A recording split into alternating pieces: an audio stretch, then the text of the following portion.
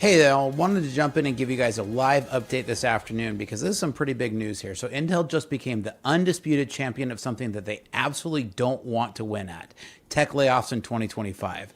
So while everyone's talking about AI replacing workers, Intel is cutting over 22,000 jobs for reasons that have nothing to do with artificial intelligence. Well, it's not because like artificial intelligence is replacing jobs like everyone else is worried about. Here's a reality check. Intel represents nearly 17% of all tech layoffs this year, and it could grow as high as 20%. That's one company out of 159 companies that have announced cuts. That's about, think about it for a second. How does a company that once dominated the semiconductor industry become the poster child for workforce reduction? The numbers don't lie, and today I'm breaking down exactly how Intel went from chip leader to layoff leader. Let's talk about it.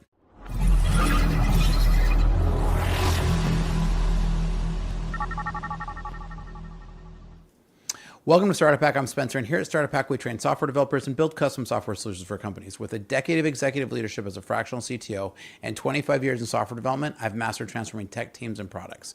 So Intel's massive layoffs aren't about AI taking jobs. They're about a company that missed the AI technology boom, and they've missed every major technology shift in the last decade. So while other companies are cutting jobs to invest in AI, Intel is cutting jobs to stay alive, and because they failed to invest early enough. They could have been the leader in AI, but they missed it. Let's dive into how Intel became the leader in all the wrong metrics, because right now they're absolutely the leader in everything you don't want to be. So let's jump into some of these articles here. So Intel is cutting more jobs as CEO Tan tries to fix manufacturing missteps, right? So Intel workforce to shrink by 22% by the end of the year. CEO Tan forces on disciplined investments, factory construction slowdown. Now, I'm going to start off right here by saying that I don't necessarily disagree with them. I think Intel's actually needed some cuts like this for a long time because they made bad mistakes. Over 10 to 5 to 10 years ago, if they'd made some different mistakes, even 5 years ago, I think it was salvageable. But now at this point, he's been brought in to be forced to do this hard work. Intel forecasts steeper Q3 losses despite higher sales expectations. So they actually did better. We're going to talk about this here in a second here, but actually did better. But Intel's strategic missteps led to a lag in the AI chip industry. So they could have been producing. Intel does actually have some AI chips, and they could have been leading, but one, their chips are bad, and two, they aren't selling them. So Intel is going to be going to the end of the year with a workforce that is over a fifth smaller than last year. That's 20% reduction from last year, right? The company has underperformed due to years of management blunders. Intel has virtually no foothold in the booming AI technology industry. And that's just, unfortunately, a huge, huge misstep. I want to take a second here and point out that this is not because they haven't had opportunities. They've been propped up by the government subsidies for so long, it's made the company bloated and ugly.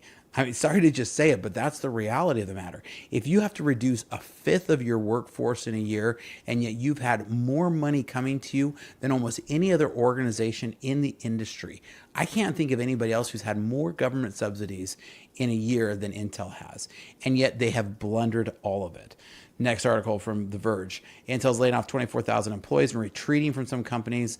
They'll push out 24,000 people over a full year. It's already laid off thousands, right? In April, Intel attempted to announce layoffs without announcing layoffs.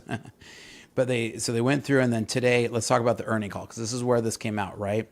So CN2 announces 15% workforce reduction. He says ahead of the financial news, right? So they were coming out with their quarterly earnings. So Q2 2025 revenue above guidance, meaning they actually did better than they thought they were going to. 15% headcount reduction to reduce 75,000 people, right? 50% streamlining of management layers, right? This is still the message. Too fat and bloated. Surprise. Return to office in September. Foundry to be a customer responsive project. So project in Germany and Poland halted. SMT to return to the roadmap. Refocus AI strategies to inference and agentic AI.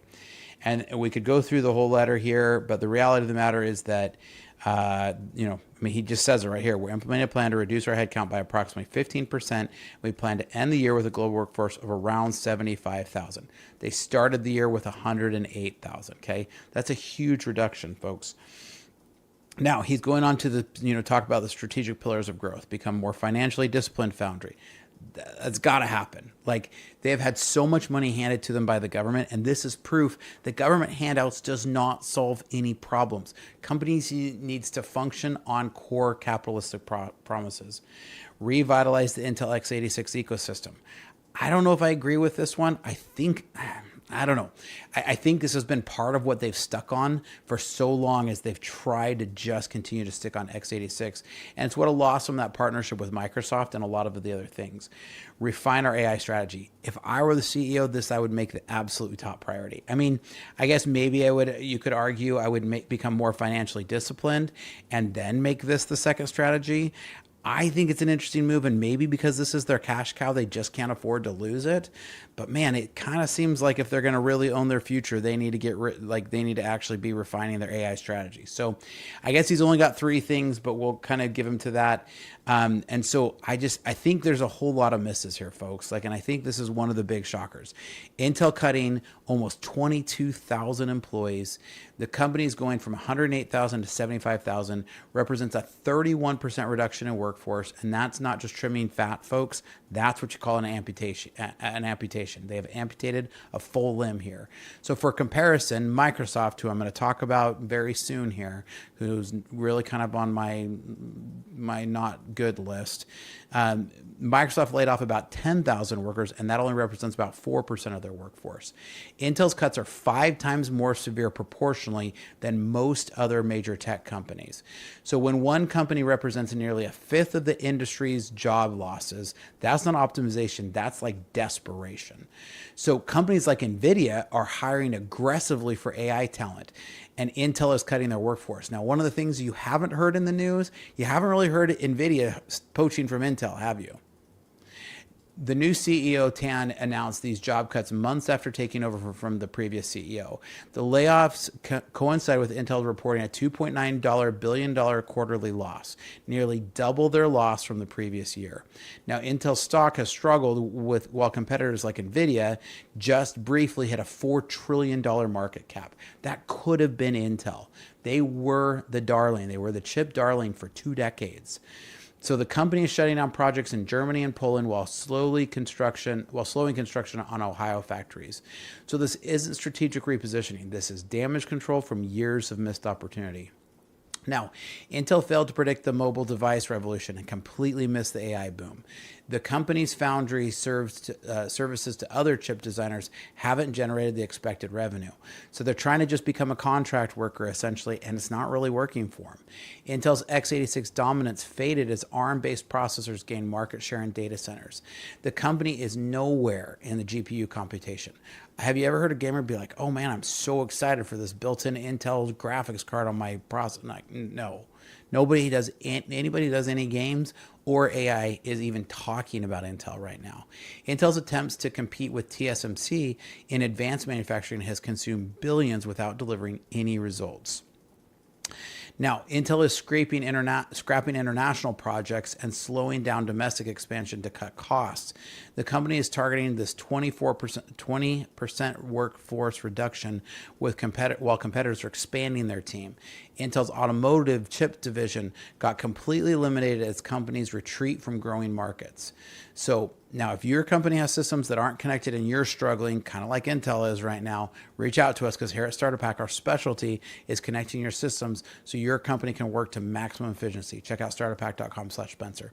Now, Intel has had 3 CEOs in the past 4 years, showing massive instability at the top. CEO Tan took over in March of 2025 and immediately started implementing dramatic workforce reductions. This needed to happen for a long time. Previous leadership spent billions on acquisitions and expansions that didn't deliver any return.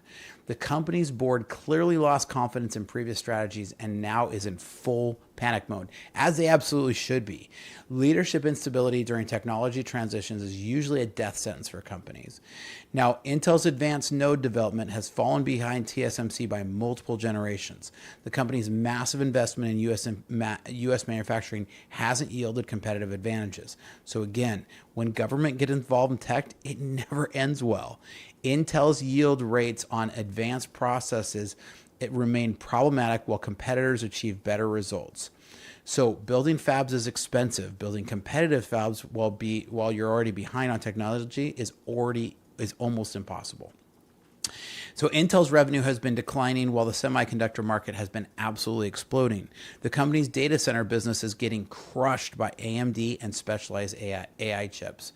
Intel's client computing division faces pressures from ARM-based alternatives. Wall Street has clearly decided that Intel's turnaround story is more fiction than fact. So while NVIDIA dominates AI training and inference, Intel has no presence in the AI space. AI is exploding, and that's why I'm not totally sure I understand. I don't know. If I were at the top, and I don't know this business as well as I do software, right? Because we love to build software here. But man, it seems like a miss to me to even be anywhere on your priority roadmap to be talking about x86. I would be all in on AI. Obviously, AI is where the future is if you're in the chips, right? Because whether you're partnering with Tesla to try to provide chips for cars, or whether you're building AI for data centers, where even if you wanted to tackle AI in mobile, like they've got so much resources at their hands, they should be going after something of the next generation, and all they're doing is trying to play catch up. The company's software stack for AI development is so far behind NVIDIA's CUDA ecosystem, it's not even they can't even see it in the distance. Intel's partnerships with AI companies have failed to translate into meaningful revenue. Missing the AI infrastructure boom is like missing the internet in the 1990s. It's potentially company ending. So I think that Intel's layoffs are heavily concentrated in Oregon, where the company is the largest private employer. Nearly 2,400 workers in Oregon alone are losing their jobs, representing 12% of Intel's local workforce. The company's retreat from international projects eliminates geographic diversification. Intel's concentration in specific regions makes them vulnerable to local economics and political changes. Geographic concentration worked when Intel was growing. It's becoming a liability during this contraction. Now, talking about their R&D, while they're cutting their workforce, Intel's also reducing their R&D spend at a time when innovation is critical, and I think this is a huge miss. I understand that they've got to make some drastic measures. Make drastic measures in other areas. If you reduce in R&D right now, you're going to continue to feel the pain, and this is one point I just don't agree with. And again, they're a company that can do whatever they want, but I think this is a huge miss. And if I had that much money in my pocket, you'd better believe I'd be going hard at R&D to try to build for the future. The company's patent portfolio is strong, but they're not translating IP into competitive products. Intel's university partnerships and research initiatives are totally being scaled back. The company's venture capital arm has reduced investments in emerging technologies, and that I totally agree with. But unless they can go out and poach some good R&D stuff, but Intel's internal innovation programs are being eliminated, and I think that is a massive mistake. You can't cost cut your way to innovative leadership. You just can't. If you're going to make the bets, so all they're doing is they're battening down the hatches to try to survive the storm, and they won't. All they're going to do is end up getting sunk. So Intel's cost cutting suggests that they're optimizing for short-term survival rather than long-term competitiveness, and I think this is a mistake. The company's retreat from growth markets indicates they're accepting a smaller role in the industry. Their manufacturing advantages built over decades are gone, and they're eroding even faster than they can rebuild them.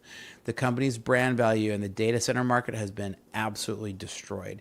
Intel's path back to industry leadership becomes more difficult with each passing quarters. So after my time in tech, I can tell you that companies rarely recover from this level of strategic misstep without a lot of fundamental reinvention. And if your company's struggling with systems that aren't connected, make sure you reach out to us, because here at Startup Hack, our specialty is connecting systems so that your company can work like a well-oiled machine. So check out startuphack.com/Spencer. Now, as always, my favorite thing is when you guys leave comments down below. I try to answer every single one of them. So leave a comment down below and make sure you like and subscribe and share it with your friends. Here at Startup Hack, we love to train software developers as well as to build custom software solutions. And here's some great information about our services. Hi, I'm Spencer, a fractional CTO. With over a decade of executive leadership and 25 years in software development, I've transformed technology teams and products for businesses just like yours. As your fractional CTO, you get the strategic guidance of a seasoned technology executive without the full-time commitment. Perfect for companies ready to leverage cutting-edge technology without expanding headcount. My team at Startup Hack has already built advanced AI agents for small and medium businesses, automating complex workflows and delivering advanced ROI to human workflows. We specialize in creating custom software that connects your systems into a single coherent technology ecosystem. Our development approach focuses on tangible business outcomes. For one client, we developed AI-powered workflows that cut days off of human processes. For another company, by connecting multiple systems, we reduced processing time to increase their ROI by over 75%. We don't just write code, we architect solutions that scale. Whether you need cloud system architecture, data integration between legacy systems, or custom AI agents that automate your unique business processes, my team delivers results that exceed your expectations. Having led technology for a lot of companies and launched 7 successful brands of my own, I bring battle-tested expertise to your business challenges. Our specialty is turning technological complexity into business advantage. So if you're ready to harness the power of AI and custom software to drive your business forward, let's connect. Together, we'll build technology that doesn't just solve today's problems, it positions you for tomorrow's opportunities. Technology leadership, decades of experience, AI powered. Reach out today and we can help you. Check out startuphack.com/Spencer.